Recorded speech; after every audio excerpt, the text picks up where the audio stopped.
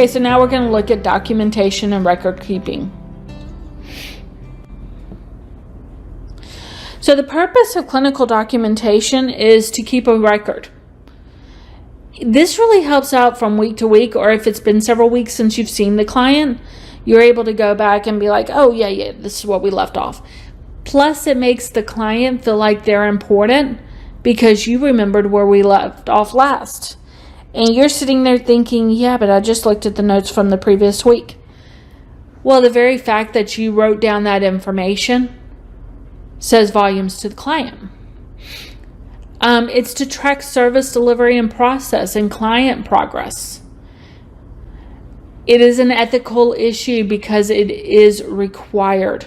It is not only required by ethics, but it is also required by state law. And again, should not be completed no later than 24 days. I highly recommend same day. So our types of documentation, we have our client ID information. That's the intake. We have our informed consent. We have to have that signed. We have financial arrangements. We have to have that signed that they understand this is how much their session is going to be, and this is why. We have any psychosocial assessments that we have done. We completed an MSC. I try to complete an MSC first session, maybe about halfway through working with them. When I start seeing noticeable changes, I want to complete the MSC on a regular basis. It is a release of information, or we want to keep a release of information. That gives us the ability to talk to whomever the client deems appropriate. We have ancillary information, docs from others. If you have a client that's been inpatient, you want those records in your file so that you know where they left off. You have your treatment plan and you have your case notes. Now, client ID, informed consent, financial arrangements, MSE, ROIs, release of information, and ancillary documents, those are pretty much within the first or second session. Your treatment plan is going to be written within the first and third session because you got to know where you're taking your client. Case notes are going to be every week, every time you meet with that client. So don't let that list overwhelm you. It's just understanding these are the important major documentations. Some offices have more, some offices stick with just this list. Okay, so when to call CPS. A CPS report must be created no later than 48 hours after suspected abuse or neglect. Guys, you are now becoming mandated reporters, which means legally you have no option. You have to report. If you suspect that there is abuse or neglect, you have to report. Okay? So let's say you suspect that there's abuse or neglect from 5 years ago, you still have to report. It is still expected for you to report.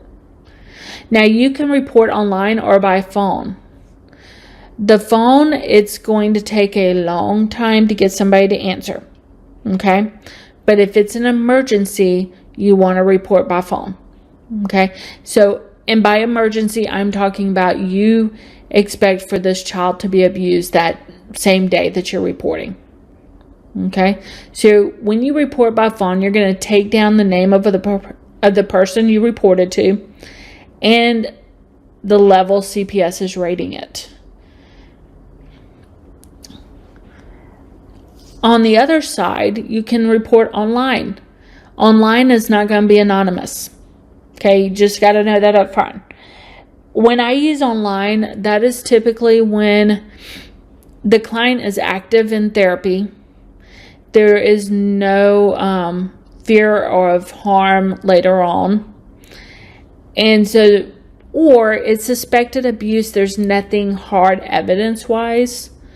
And so I'll report online. And I let them know we're in counseling right now. Client is compliant with counseling sessions. And 9 times out of 10, the CPS worker will contact me and say, hey, as long as they're being compliant and this is at this level, Can you just continue working with them, and if it changes, let us know. That's kind of been my experience. So online is going to be my less serious. And I feel weird saying that, but hopefully you understand. Suspected abuse or neglect. And then you want to notate the contact in your case notes. If you report online, you want to print a PDF and then upload it to the client's file. APS, Adult Protective Services, same thing, report must be made immediately. And then again, case notes, best and most ethical to document within 24 hours of session, preferably day of.